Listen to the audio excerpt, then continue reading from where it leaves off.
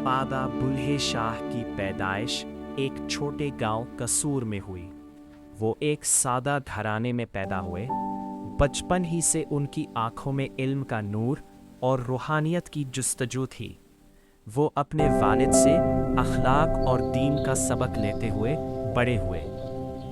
नौजवानी में बुल्हे शाह ने दीनी तालीम के साथ साथ सूफियाना शायरी का रुख किया। उनकी मुलाकात शाह इनायत से हुई, जिन्होंने उनके दिल को इश्क हकीकी से मुनव्वर किया। शाह इनायत की तरबियत ने बुल्हे शाह को एक नया रास्ता दिखाया।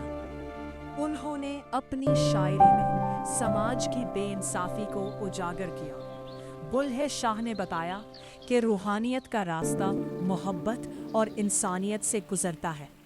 उनकी काफियाँ, जिनमें सच का पैगाम था, आज भी दिलों को छू लेती हैं। बाबा बुल्हे शाह की जिंदगी पर मुश्किलात का साया रहा। उनके कलाम को मजहबी और सोशल हलकों ने तनकीद का निशाना बनाया, लेकिन उनके अल्फाज की ताकत ने उन्हें नाकाबिले फरामोश बना दिया।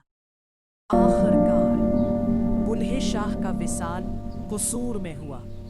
उनका मज़ार आज भी अकीदत का मरकज़ है, जहाँ लोग आकर मोहब्बत, सच्चाई और सूफियाना पैगाम हासिल करते हैं। बाबा बुल्हे शाह की शायरी आज भी हमें याद दिलाती है कि इंसान को सच्चाई, मोहब्बत और आजिज़ी के रास्ते पर चलना चाहिए।